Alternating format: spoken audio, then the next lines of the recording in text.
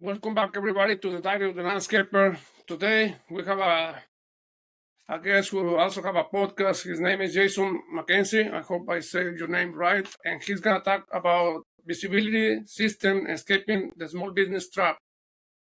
So, Jason, for the people who's meeting you for the first time, who are you beyond this title and your business? Absolutely. Yeah. So I've got kind of an interesting story in that I am one of 17 kids, which is pretty unusual. My parents had 8 kids and then adopted 9 more. So I have siblings from all over the world. And so we have a really cool family get togethers having that many siblings, which is really fun. But then I've also always been interested in business. And ever since I was a little kid, it was just this interesting thing to me where, like, this idea where you can go and do something for someone and they're just freely going to give you any amount of money they think is worth it. And you agree on that amount of money. And then you can just go out and solve people's problems. That was fascinating to me as a little kid. And at first, as my dad was teaching me about this as a little kid, it just kind of turned this light bulb on for me. And I'm looking around, I'm like, how do I create that? How do I do that? And my very first business, I was probably, I don't even remember how young, but I made a whole pile of paper airplanes and tried selling them to my siblings. And that didn't go so well. I think my dad paid me a few cents and bought the whole sack of paper airplanes. And I was like, well, that was a good try. But it taught me something valuable in that we as humans need to try. And that's been a major part of my life is and like little kids, you're learning how to walk. You don't just try it once and then give up. It's just like you keep going and you keep going and you keep going. And that's been a major part of my learning in life is if you give up before you're good at something, it's only your fault that you didn't succeed because there's no one else that can put that limit on you and say, oh no, you can't do that. Oh no, you couldn't accomplish that. No one has that right. We're the only ones that get to limit ourselves.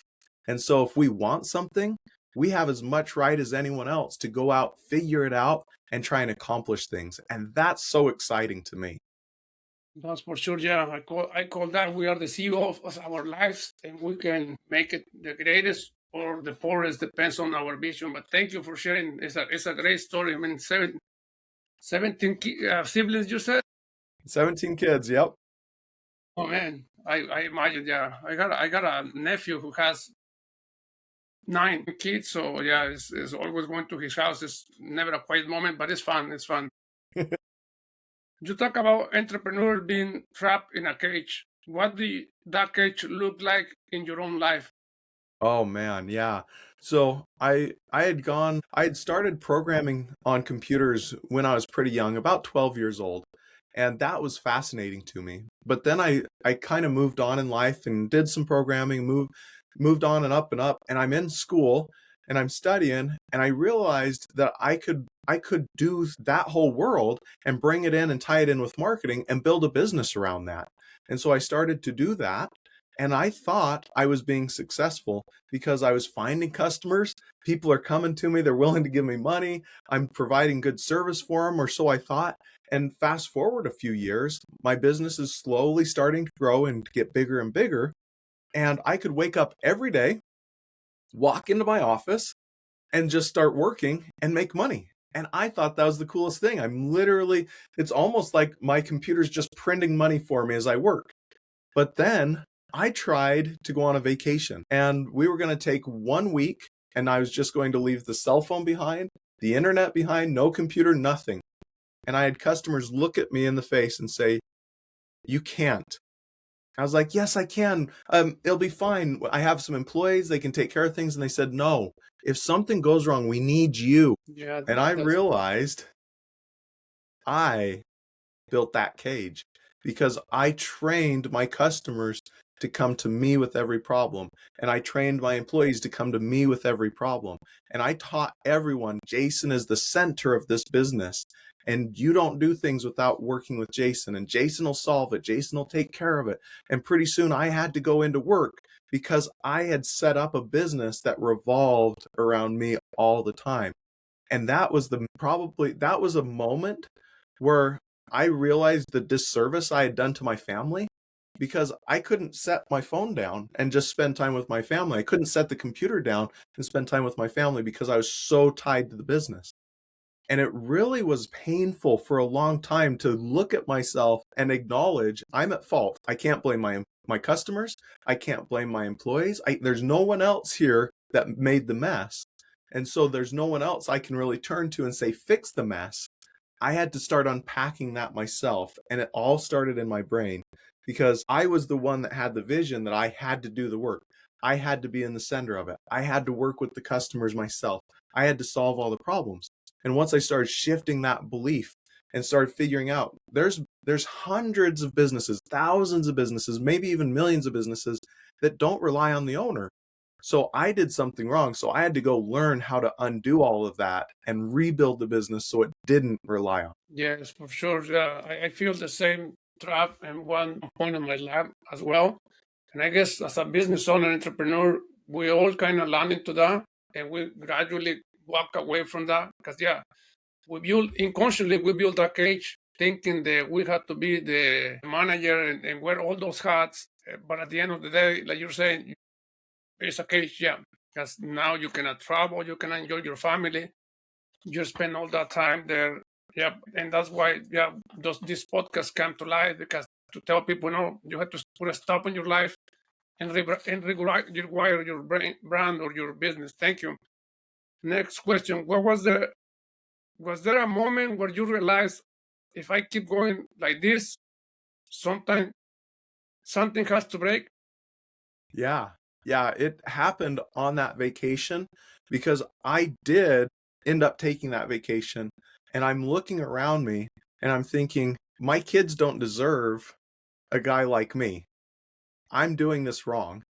My wife doesn't deserve a guy like me. My customers don't deserve the experience they're getting because of what I built. And if I keep working at these levels, I'm going to ruin my health.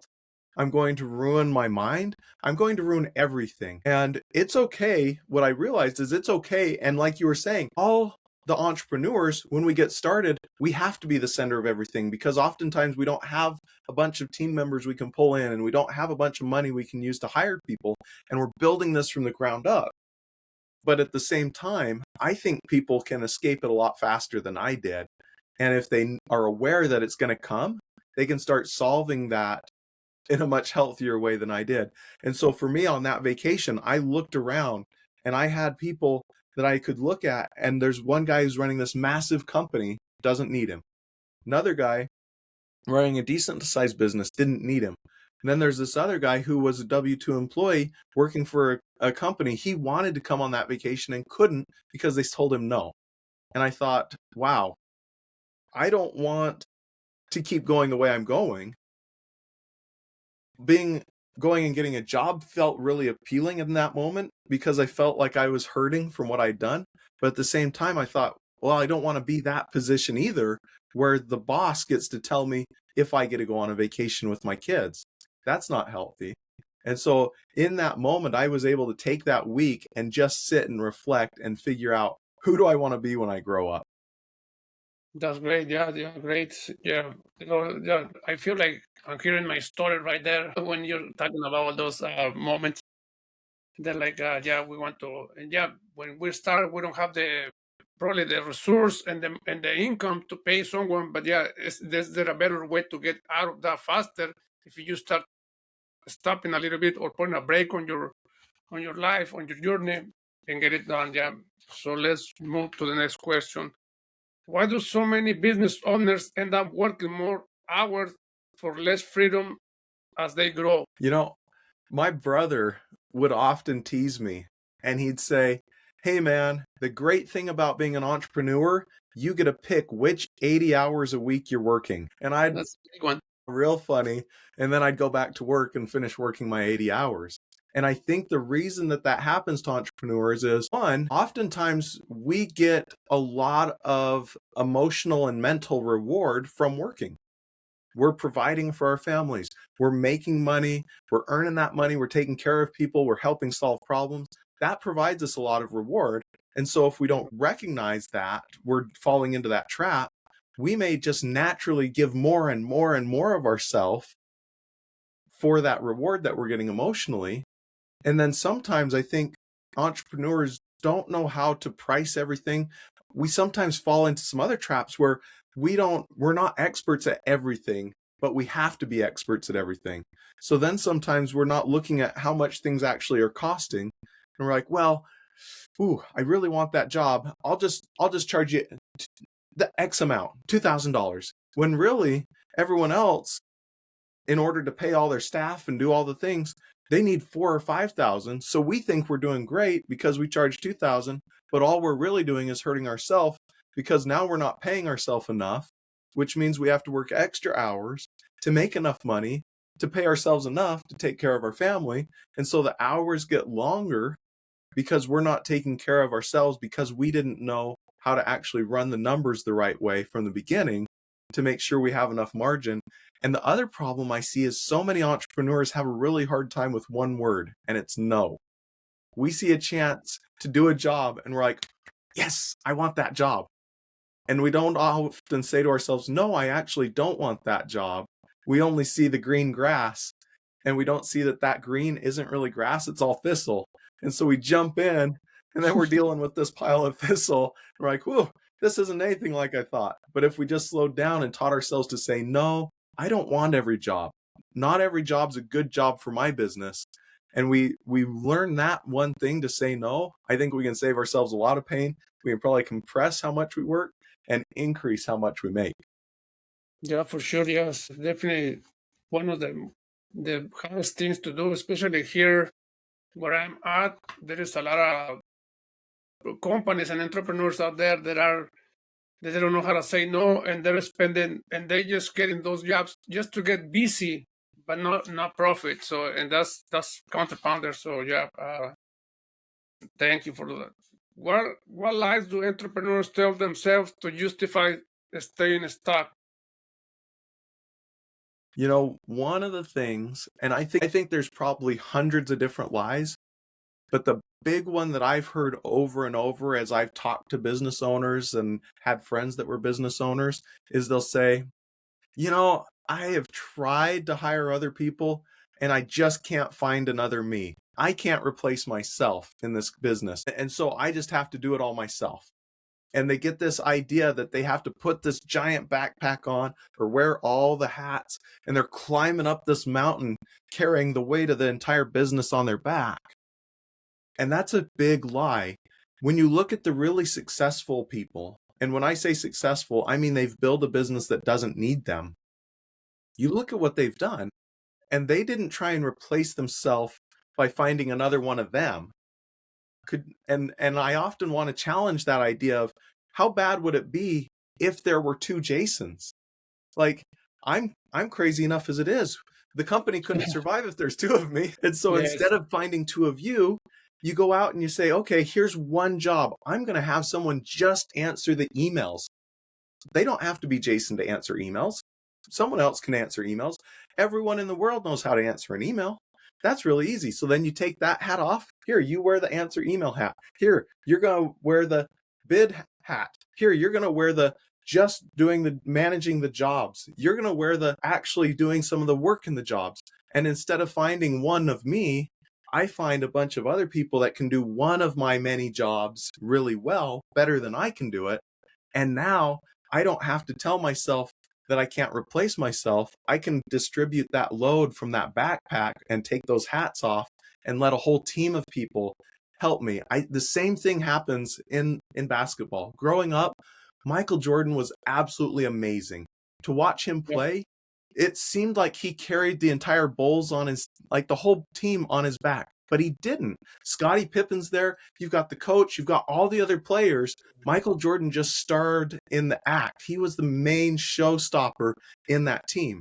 The entrepreneur is often Michael Jordan, but you have to have a whole other team playing with you. You can't carry the whole team by yourself. Yes, absolutely. Yeah, I read this book, how to buy back your time.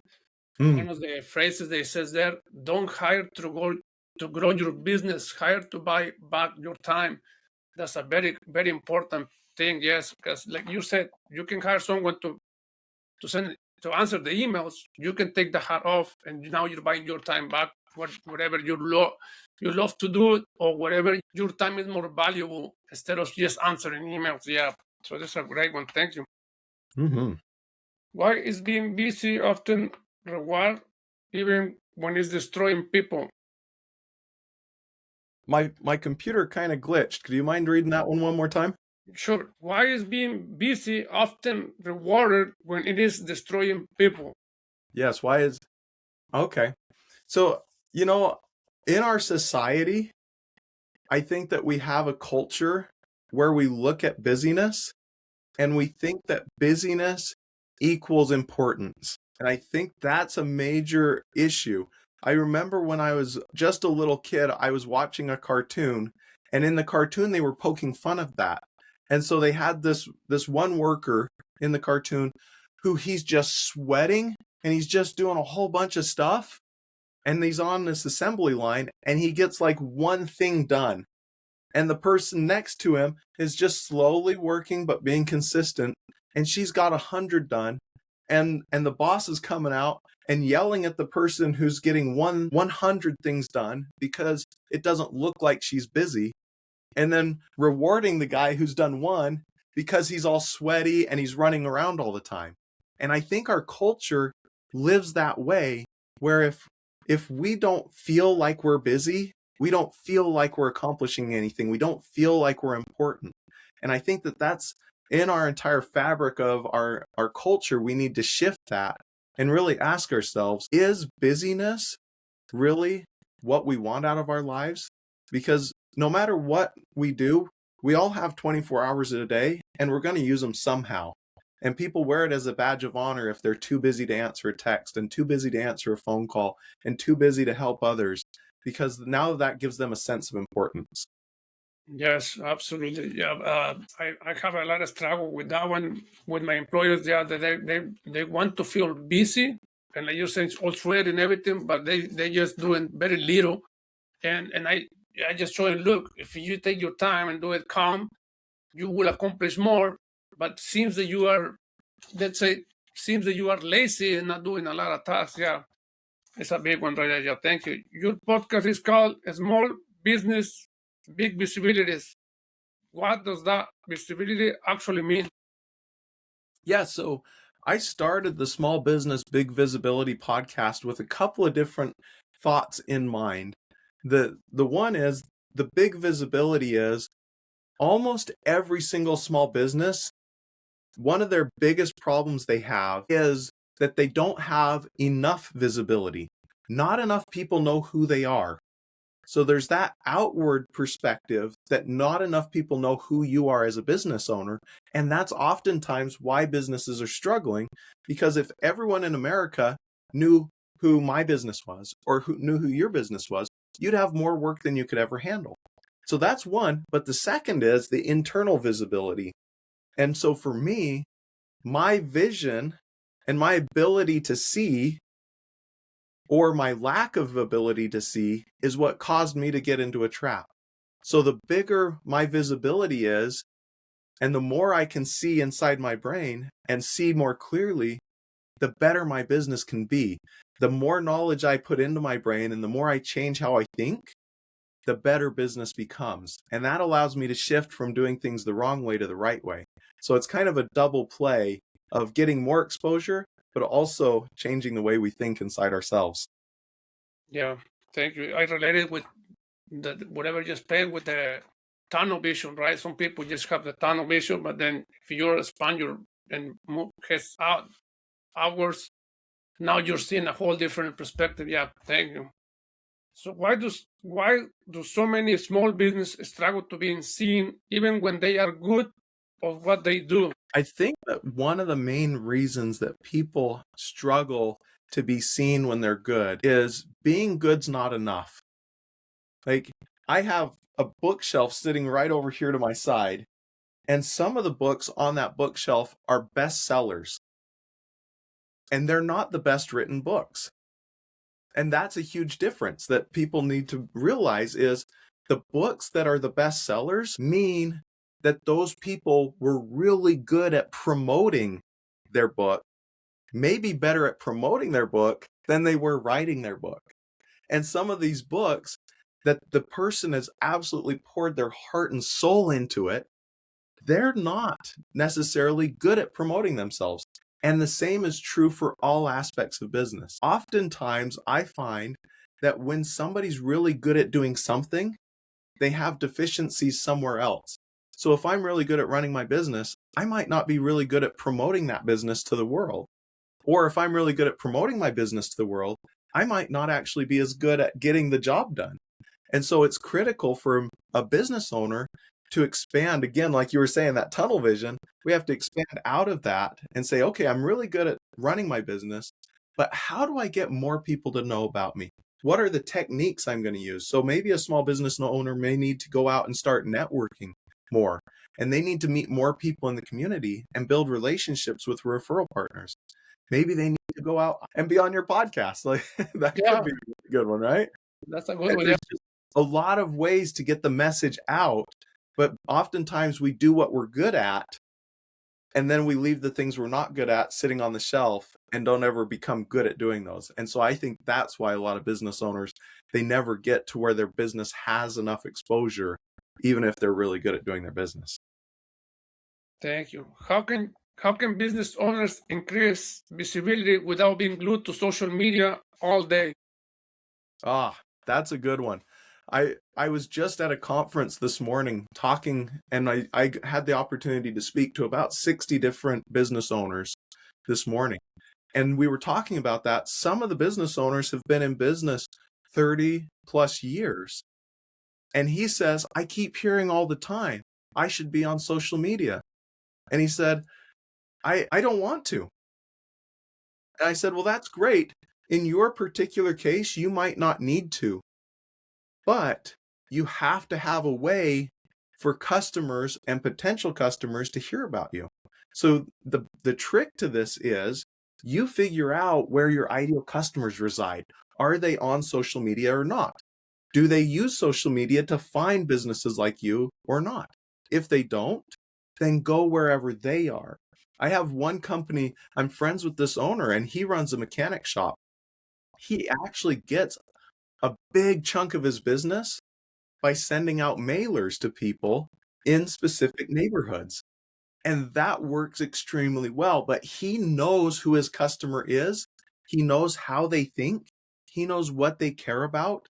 And so his mailers are going to hit their home at the right time where they're thinking about, maybe they're thinking about their brakes, maybe they're thinking about their air conditioning, whatever it is, he knows what they're going to be thinking about at that time of year. So his mailers hit at just the right time with the right message.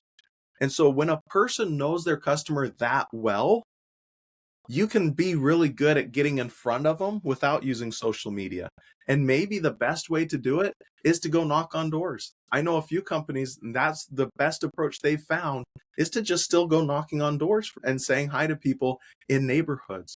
And so it's truly understanding when your customer's ready to buy, what are they thinking, and where are they hanging out, where are they spending their time and attention, and then inserting yourself where they're spending that time and attention.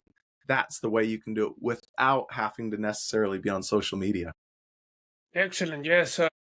You touch a very good point there, because a lot of people hear that you have to be on social media, you have to be there, and like you said, it's more understanding your customer and knowing them. Like your mechanic, he doesn't need the social media; he's just doing the mail system. But and one of the reasons I started this podcast is because if you go to, like, let's say TikTok or Instagram, everybody says you need a good cook, or you need to better camera quality, or your audio is bad, and then you get all overwhelmed, and none of that can work for you. Especially like I am, right? If I have a good microphone and a good camera, but I'm dealing with a mower, it's so noisy. The microphone is just it's not gonna do no well. So yeah. So thank you for the paper advice. Yes, it's good. Moving to the next question. What's broken about how most people approach to marketing. What's broken about how most people approach to marketing? I think you really just hit it on the head with what you just said. Most people think, oh, I need to have a fancy hook, I need to have a fancy camera, I need to have a fancy microphone system. And marketing, there's two parts to marketing, and neither one of them cares at all about your camera. They don't care about your microphone. They don't care about any of that. Marketing is, one, you have to understand what your brand is. So what does your brand represent? Because for many small business owners, they think that their company is them and they think it's one and the same. But it's really not. I am me and my company is separate from me. And my company has a personality just like I have a personality. And so if you identify your brand, that's things like your core values. What differentiates you from everyone else in the marketplace? What is it that you sound like as a company? And so once you figure out all those things, what is it you're offering? What are the promotions you make? Once you figure all that out, marketing is the job to make sure that internally, all the employees stay true to that brand personality. And then externally, marketing is making sure the whole world knows who your company is and they're aware of all of those offers, and that in the marketplace, you stay true to that brand personality too. So oftentimes it looks like, for my mechanic friend, the flyers need to be mailed out at a certain time. They need to look a certain way. They need to say a certain thing. Marketing ensures that when someone brings the flyer in, first they get the flyer, that's marketing, but then marketing also makes sure the employees treat the customer the right way when they get there, so the customer has a good experience from the time they get the flyer all the way through the mechanic shop, and then the company follows back up with them and says, hey, how was that? Can we service you any other way? All of those things make up marketing. Marketing is the process of making sure your brand is consistent both in the message to the world and in the way your employees act. Why does marketing often feel heavy, confusion, or fake to a small business owner? I think that that's often the case because a small business owner often doesn't have clarity on who their business is.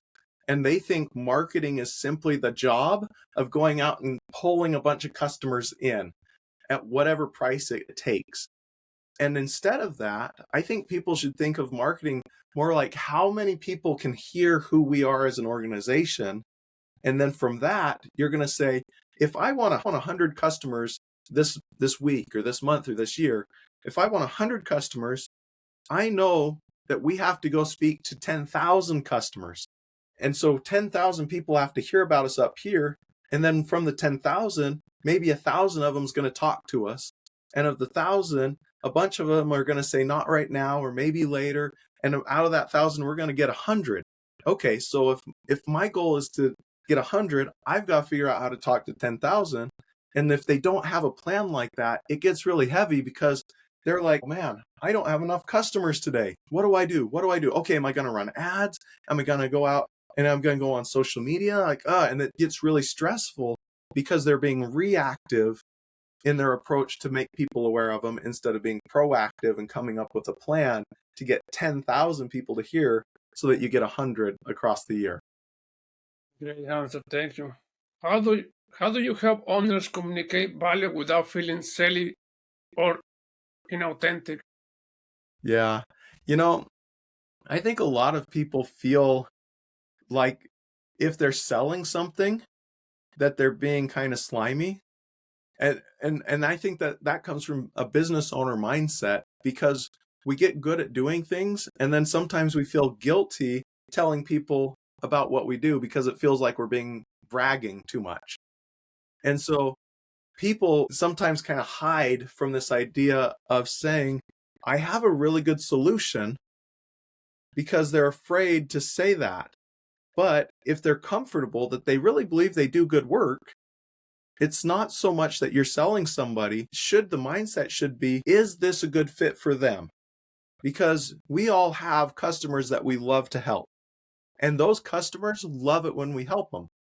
And so if we can figure out what is it about these customers that make it so that it's a great experience, and we're like, oh, all the customers that love working with me, for some reason, they all love using AI They all are between about 25 and 40. They have all these characteristics.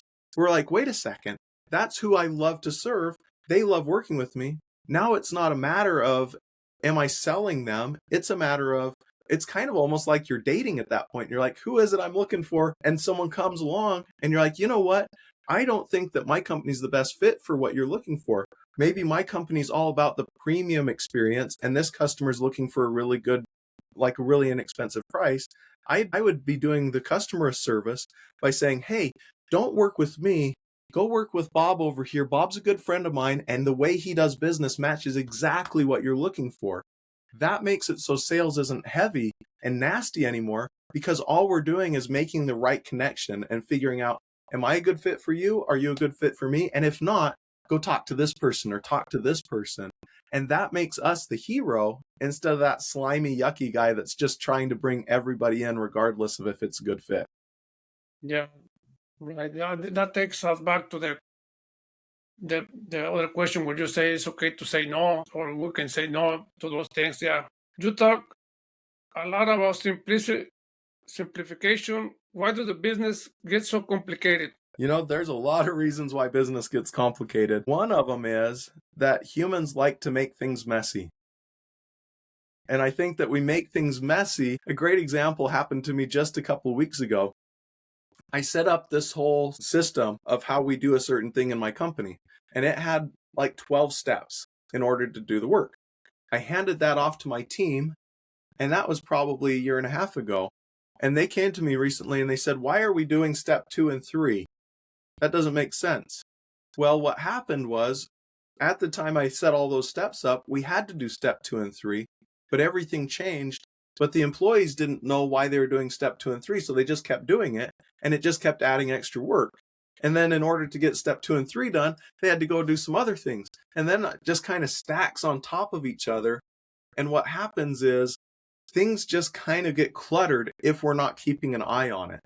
And so having people be able to question and have the confidence to question, why do we do it this way, allows us to question whether it's necessary. And if we have enough confidence in ourselves and in our employees and our team members to allow them to question, that allows us to start pulling away the unnecessary parts. Because humans don't want to do more work than we have to, but we make things complicated because there's some weirdness about us that we just like stacking stuff on. And so when we empower our employees to come in and question things like that, we're empowering them to pull pieces away, get back to what really matters, and start simplifying. Thank you. What systems actually gives owners their time back? You know, I think that the answer is a little bit different for all of us to a certain extent, but then they're all the same too. Like, we're going to spend our time doing just a few things as a business owner. Initially, we're spending our time finding customers, and then we're finding time doing whatever we promised the customers. And so as we start scaling up, we can start peeling pieces off from that. And oftentimes, one of the first employees that we hire is someone that can be our general assistant. And they're just helping us in whatever way we need. And we're just like, okay, I need you to do this, then this, then this. But over time, we start recognizing patterns. And so going back to what we talked about earlier, maybe it's a project manager giving them that job and then defining to them, when you do your job right, this is the result. Here's the steps you usually take to do your job. And over here is our training on how you do each of those steps. And so those are the systems that we can put in place. And that doesn't have to be software. It doesn't have to be anything technical. It can literally be a piece of paper that has the steps on it. It could be a piece of paper that says, this is your job description. When you do your job right, here's the results. It can be a physical notebook that you wrote the instructions on. But it's just critical that we get that information out and communicate it. That's the real magic. And that's where usually the breakdown happens in people getting those systems built or not getting those systems built. Yes, absolutely. Those systems, as like you said, whether it's paper or computer, whatever, if we don't take the time to just implement simple stuff, we can start with simple stuff, then we're going to be falling to the victim, being victims of being the cage that we were talking about in the beginning. At what point does being the hero in your business become the biggest risk? You know, for me, I hit that point where the biggest risk was when I couldn't go on a vacation. Because in my case, if instead of the vacation, I had gotten sick and I couldn't work, I would have had a business that had just fallen apart. And fast forward in my life, I got to the point where instead of trying to be the central person that solved everything, I realized that I should be the least important person in the company. And so being the hero means that you're coming in as a business owner and you're putting on the superhero cape and flying in. Well, the thing that happens in every single superhero movie, when the hero flies in and saves the day, he fixes the one problem, but then he leaves destruction and chaos all around him. I've never seen a superhero movie where the superhero didn't blow something up on accident or bust something down or smash something. And Yeah, that's true. oftentimes the things that we're smashing are actually our employees. We are literally telling them, you can't solve this problem. You're not smart enough. You're not good enough. And we are smashing them to nothing. And they pretty soon believe it. They're like, well, I'm not even going to try and solve problems because Superman over here is going to come in and save the day anyway. So, hey, boss, here's a problem. And we just destroyed their ability to actually do the thing we hired them to do. That's just a great point right there. Yes, it's unconsciously we destroy them creativity. And then back to the book that I read, How to Buy Back Your Time. It says if your employee do it 70% good, it's 100% cool for you. So yeah, why is so hard for founders to step out of the day-to-day operations? You know, I think that for a big part of it, one, we oftentimes get really emotionally connected to the company.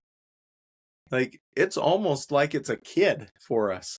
And we want Yes. to make sure that kid's healthy and we want to make sure that kid's okay. But then the other problem is it's sometimes tied to who we are. Like we become part of our identity of who we are as an individual gets all mixed up in that business. And we get so confused that we think that the success of the business or the failure of the business means we're a success or we're a failure. And so if we're stuck in our mind thinking that the success of the business raises how successful I am as an individual, we're going to hover over that business forever and just watch it and make sure everything's okay. And we'll never be able to step back because we're so scared that the business will fail, because that reflects that we then are the failure. And so we have to change our mindset and say, no, that business is a separate entity from me. Whether it does amazing or it fails, that's not me. There's a whole team of people that work together to make it succeed, not me. I'm not the business. And so once a business owner has that mindset that they're not the business, I think it makes it way easier to step back than if they don't. Yeah, that's a very, very key point right there. I like what you said. We're separate person. That's another entity. You are you. The business is one. You are another one. So yes, it's a big relief when you understand that.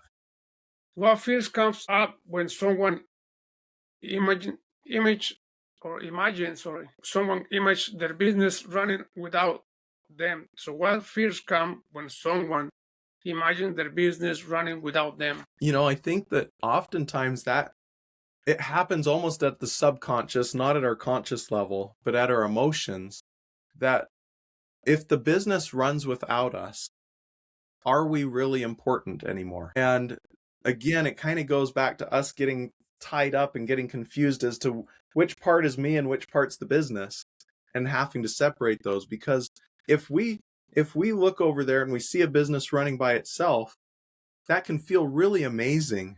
And we can be really excited because now we have this money that flows in and we can take care of our family, we can donate, we can serve other people, we can do all those things.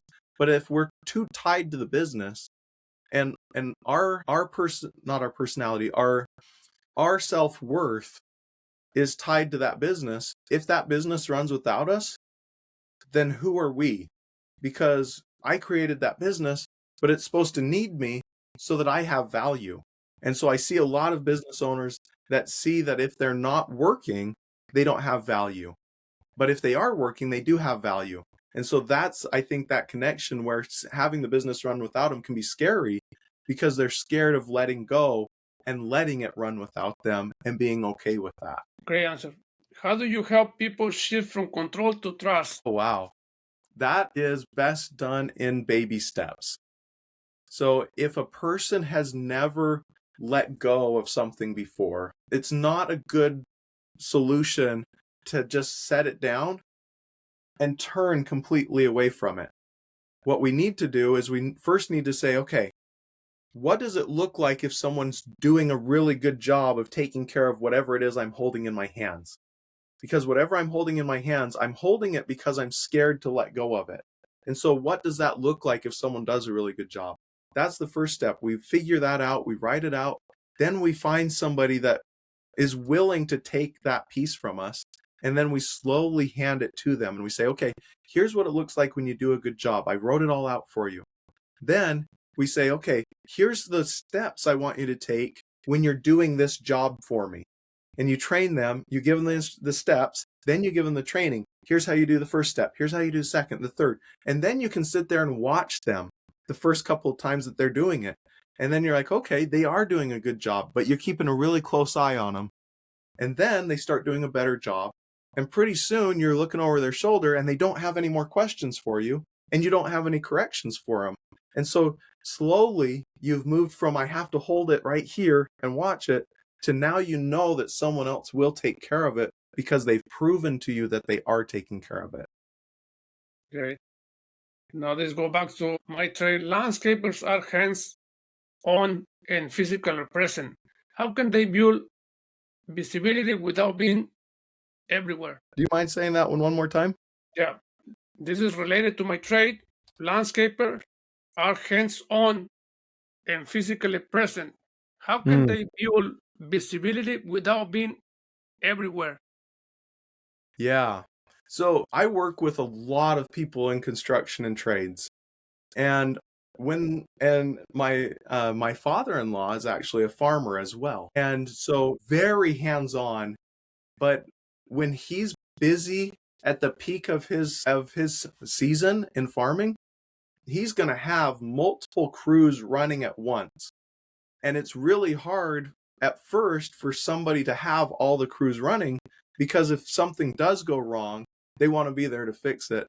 They want to make sure the problems are getting solved the right way at first. And so I think it's a matter of slowly stepping to that place where you start out and you have a crew that you're managing, and then you start training that one person that you know you can trust. And you get that one person you know you can trust. And then at that point, you step back a little bit and you give them some room to manage. And then you physically have to leave the job site so that that manager can start solving the problems. Because if you're hovering over the manager, people are just going to go right around the manager to the boss and want to talk to the boss, because then they don't feel like they should talk to the manager because that's disrespectful to the boss. And so physically removing yourself from the job is good. But what my father-in-law often does is he says, I check in on every crew twice a day minimum. That way they still know that the boss is close enough that he may show up at any time and they don't know when, so they stay on task and they stay focused. But then also it shows that he cares enough that he is coming in and checking on the crews. And so I think there's this balance that a business owner, especially in the trades, has to have between being on the job site and not on the job site, so that the crews know that the owner cares, but also that the owner trusts the crew to do the job right. Yes, it's about building the trust to adding up to that point. Yeah, it's a two-way road. You trust the employee or the supervisor, and they trust you, and then you're there. Yeah, great answer. Why do trade people undervalue their knowledge and experience? I don't think that's limited to just the trades, but I know it's in there really bad. And I think the reason for that is we start out and we don't know how to do something. And maybe it's hanging sheetrock that we don't know how to do. And then pretty soon we learn how to hang the sheetrock up, and we learn the right way to do the pattern on the screws, and we learn all the little tricks, and pretty soon it becomes natural for us. And so when something's natural for us, we don't think that it's that important. I have a good friend, and he is an extremely smart person. But this guy does a lot with computers. And it was so funny to talk to him because he would do things that probably 99.9% of the world could never do. And it would be so funny. This is what he'd say. He'd say, "Oh yeah, I thought that was going to be so hard. But then all I did was," and then he would talk for 5 minutes about, "First I did this, and then I did this, and this, and this, and this." And he'd just keep talking. But in his mind, he said, "All I did," as if it wasn't much. But it took him 5 minutes to tell me all the steps he did to do that thing. But once he knew how to do it, it didn't seem important to him anymore. Because if I know how to do it, surely everyone else can. And so we don't think that what we've learned and our experiences have value because they're familiar to us. And we're often programmed to look at others and look at the things we don't know how to do and say, "Wow, that's really cool." Well, but if I know how to do it, it can't be that cool. And so we need to get that out of our mind that, hey, there's a ton of people who could never do what we do, and they don't know how to do what we do. And even if they could do what we do, they wouldn't want to do what we do. And they'd gladly rather pay us a lot of money to do what we do than to have to figure it out or do it themselves. That's the right mindset. Yeah, great answer. What visibility moves a landscaper could make this month to actually matters?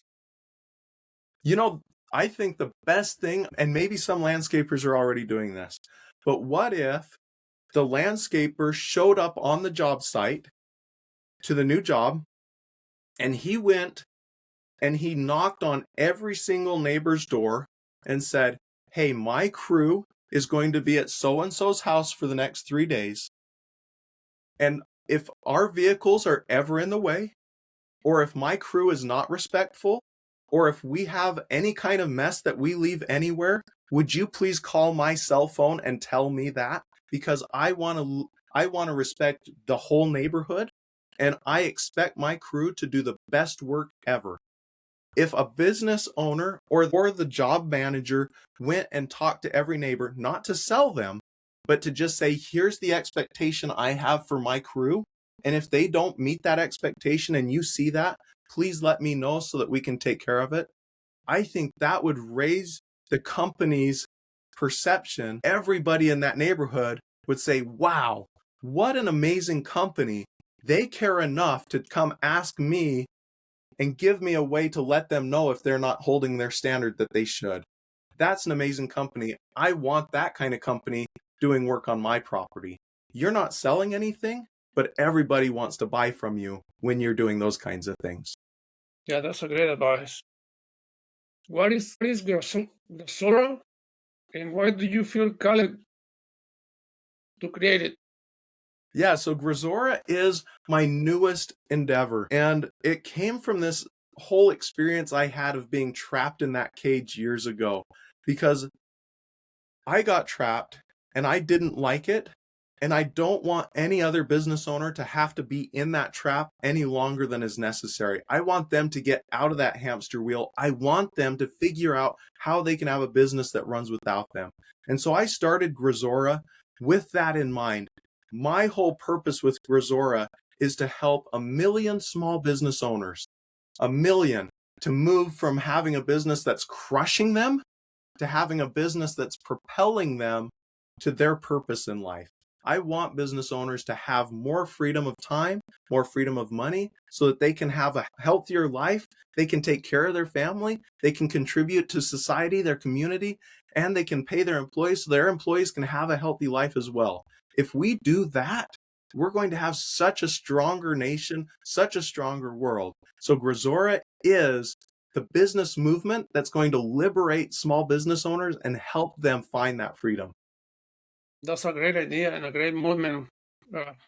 Hope this podcast and this episode bring a lot of people awareness to that and follow your move. Why do movements resonate more than marketing? I think movements resonate because a movement isn't trying to sell someone something. A movement says, instead of living the way we're living right now, there's a new way. There's a better way. There's a different way. Let's go discover it together. Let's change the world together. And a marketing message usually just says, hey, I want some more money. Will you be my customer? And who wants to be told that? For sure, yeah. Nobody, yeah, I will prefer, yeah, the movement. How small business build communities instead of chasing customers? That's such a great question, and it takes a different mindset. I was learning about there were some schools that didn't get enough funding from the government, and I wish I could remember the community this was in. But these schools, they didn't have nearly enough money. They couldn't take care of their kids. They were trying to figure it out, and they went to the community and said, "Can we get help?" And the business community stepped up and said, "Yes, we're going to help this school together." Now, if I, as a business owner, am willing to help a school, the members of that community would want to support my business because I'm giving back. I'm building up the very people that I'm trying to serve with my business. I'm looking out for all the people that I'm living in and around. Those are the kinds of businesses that everybody wants because they're not just in it for me. We're saying we can improve everybody's life through business. We can make everyone's life better by watching out for those that do need help and then serving them. One of the best stories that I can share, it's local to me in Boise, Idaho, but there's this organization called the Boise Rescue Mission, and they are a homeless shelter that helps people get back on their feet, and they've been doing this for over 50 years, and they are serving over 500 people every single day in our community, and they have taken exactly $0 from federal, state, or local governments. All of that money comes from business owners and donations of individuals who say, I want to help my community, and I'm going to help my community. That's the kind of business owner we need because they truly care. You are on a mission to help 1 million entrepreneurs. Why that number? At first I thought I want to help 100,000, but I thought, is that really going to make a difference? Is that really going to require me to sacrifice a big chunk of my life to serve others? And I thought, no, I could probably hit 100,000 really quick. But I do know that at any given time in America alone, there's between 20 and 30 million small business owners. And if there's that many small business owners, I can guarantee there's a bunch of them that are stuck in that wheel, that hamster wheel that I was stuck in. And if I could step out and help a big number of them, 1 million of them, that's a big enough number. It's going to actually shift the way our society works. And that's what I'm in this for. Yeah, and it's amazing what you're setting out the goal and help you achieve it for sure. Thank you. What does success looks like now compared early in your career? When I first got started, my very first goal that I remember, now this is not as a kid, as an adult, my first goal was to have a business that would provide me enough money that I never had to work again and have no employees. That was what success looked like to me. And to looking back on that was pretty selfish. All I cared about was me. And I'm so grateful that now my goal is to serve my community, serve all the business owners in the world, and serve all the people in the world the way that I can. So success has changed from how much money can I make to can I truly help other people live a better life? How do you personally protect your energy and boundaries today? That's a really interesting question because what I've discovered is energy comes from our emotions. And so if I'm emotionally worn out, I don't have as much energy as when I'm not emotionally worn out. So the best way I can protect my energy is to make sure that I'm not being emotionally worn out. The secret for that one, I have to take care of my body. I have to eat healthy. I have to get enough sleep. I have to exercise. There's some foundational things we have to do with our bodies. But the next piece to that is actually a mindset thing. Am I grateful? People that are grateful have more to give the world. Am I excited? People who are excited have more energy to give the world. And so for me, it becomes this, what am I thinking about? Am I viewing the world in a negative way, or am I viewing it in a positive way? We all have problems. We all have challenges. We all have things we have to face. Life is really hard. But when we approach it with gratitude, when we approach it with I have a quote from Trent Shelton right above my desk, and it says, if God led me to it, God will lead me through it. That's what I personally believe. We all have challenges, but it's all part of God's plan. So if God wants us to have that challenge in our life, sure, it's going to be hard. We're going to get sad. We're going to have some hard times, but we don't need to complain. We need to rise up to be our best self and then see what we can become because of those challenges. All those hard things that I've dealt with in my life have given me the ability to now understand what other people are going through and to start creating solutions to help them fix those hard things they're going through. One belief every small business owner needs to drop. Wow. One belief. I would say for people who are heading into getting stuck, the one belief is that they have to solve all the problems themselves. And it's kind of like that center of the universe syndrome where we think that all the problems revolve around us and we have to solve everything and that we matter a lot. We as individuals, we do matter, but so does everybody else. And so if I'm having these problems, everyone else is having similar problems. I don't have to solve everything myself. I can hire people that can be really good at solving those problems. That would be the one thing I think if we could figure out how to break down that belief that business owners feel is that they have to do it themselves, and instead instill in them this idea that instead of doing it myself, I'm going to assemble my own team, my football team, my basketball team, whatever the team is that you like to follow, build that team and make your business run on that. Yes, one system that can create instant relief. The best thing that I've ever seen, it doesn't create quite instant relief, but it's pretty powerful. A business owner should do a time audit. And a time audit is you're going to take a piece of paper and every 15 minutes for a week, you're going to write down what you did. If you're awake, you're writing it down. And then when you're asleep, you're writing down when you were asleep. At the end of the week, you look at that and you say, okay, where did I spend all my time? And what people are going to discover most of the time, they wasted a lot of their time doing things that didn't matter. Maybe they're scrolling social media. Maybe they're watching the news. Maybe they're reading articles on the internet. And they don't realize, oh, wow, I just used up half an hour.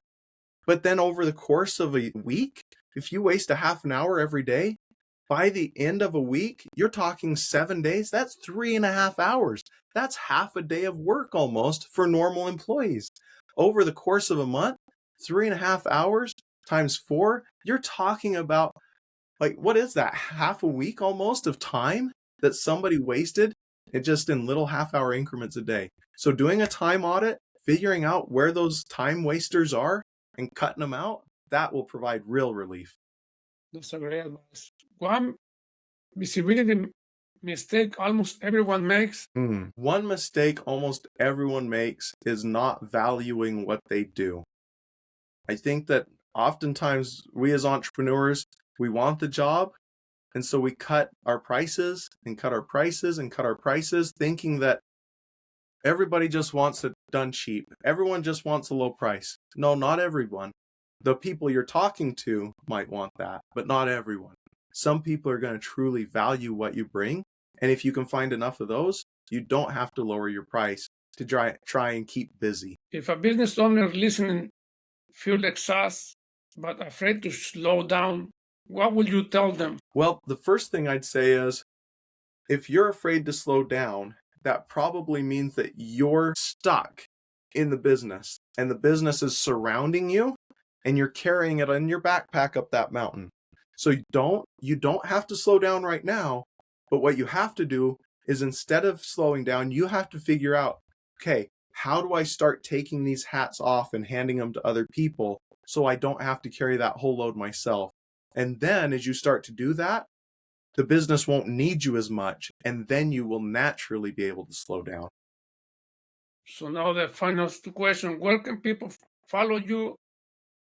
Where can people follow your work or learn more about it? Yeah, thank you for asking that question. So I have the Small Business Big Visibility podcast that's available on YouTube, Spotify, Apple, Amazon, Pandora, basically everywhere. That we have short little 5-minute episodes because the most important thing we can do is change the way we think. When we change the way we think, that'll change the way we speak, it'll change the way we act, and it's going to change the results we get. So each day, Monday through Friday, we're releasing episodes designed to get you to think differently. And that's the Small Business Big Visibility podcast. Also, we mentioned it earlier, Grazora, that's GRAZORA.com. You can go there to learn more. We also have the Grazora Life podcast, and we go on once a week and discuss in depth business topics so that people can start to think differently as well. So either go to Grazora.com, smallbusinessbigvisibility.com. Also, if people just are interested in learning more about me, there's jason-mckenzie.com. And then my web design company is called boiseweb.net. Thank you. Final question. What does the business that truly support life looks like to you? To me, a business that truly supports life is one that enables me to do the work that I'm supposed to be doing here on this world today. It doesn't mean that I'm not going to work. It means that it's going to provide enough income for me to take care of my employees. It's going to be doing good work so that my customers are happy. And it's going to provide me with a lifestyle so that I can do things to make the world a better place. Thank you for answering all your questions. It was a great episode. It was a pleasure having you here. And we're sure gonna put all those links from your social media and from your podcast and your website on the episode when it's live. And I really enjoyed your companion here, and it was great answers that you gave me and great advices that I'm gonna learn, and hope the listeners can learn from it too. Thank you very much. I appreciate you having me on your show. It was a pleasure. So